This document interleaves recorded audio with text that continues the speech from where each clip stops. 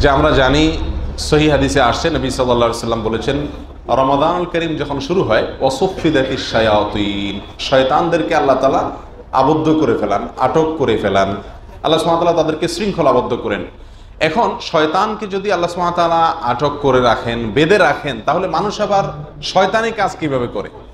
একটা প্রশ্ন কিনা? এই প্রশ্ন বহু মানুষের মনে। এই প্রশ্নের উত্তর হলো, মানুষ যে খারাপ কাজ করে, আমরা যে খারাপ কাজে প্ররোচিত হই, আমরা খারাপ কাজের দিকে অগ্রসর হই, এটা শুধুমাত্র শয়তানের দোষেই শুধু হই তা না। আমরা মনে করি সব দোষ শুধু শয়তানের, শয়তানই আমাদেরকে সব খারাপ কাজ করায়। আসলে ব্যাপারটা সেরকম না, বরং আল্লাহ সুবহানাহু ওয়া তাআলা কোরআনে কারীমের ভিতরে বলেছেন, ইন্নান নাফসা লাআম্মারাতুম বিসসু, নিশ্চয়ই মানুষের প্রবৃত্তি, মন, নফস, এই অন্যায় কাজের প্রতি মানুষকে নির্দেশ করে।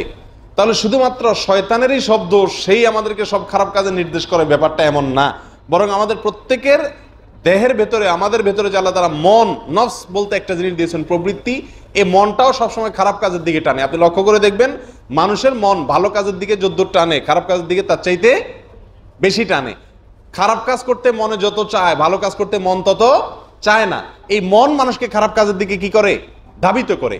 তবে হ্যাঁ, শুধুমাত্র মন একাই যে আমাদেরকে খারাপ করে তাও না, বরং আমাদের শত্রু দুইটা, একটা হলো আমার নিজের মন, আরেকটা হলো শয়তান।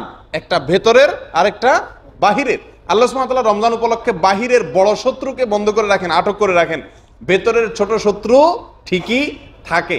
যারা সৌভাগ্যবান তারা বড় শত্রু অনুপস্থিতিতে মনকে নিয়ন্ত্রণ করে, কন্ট্রোল করে তারা নিজেকে সঠিক এবং ভালো কাজের পথে নিয়ে আসেন রমজান উপলক্ষে। আর যারা কপাল পোড়া, তারা বড় শত্রু না থাকলেও ছোট শত্রুর কথা অনুযায়ী, নফস এবং মনের প্রবৃত্তি অনুযায়ী চলে কিছু খারাপ কাজে লিপ্ত হয়। এই কারণেই আপনারা দেখতে পান বা আমরা দেখতে পাই যে রমজানে শয়তান শৃঙ্খলাবদ্ধ থাকার পরেও আমরা অনেকেই কোনো না কোনো খারাপ কাজে কি হয়ে যায়? লিপ্ত হয়ে যাই।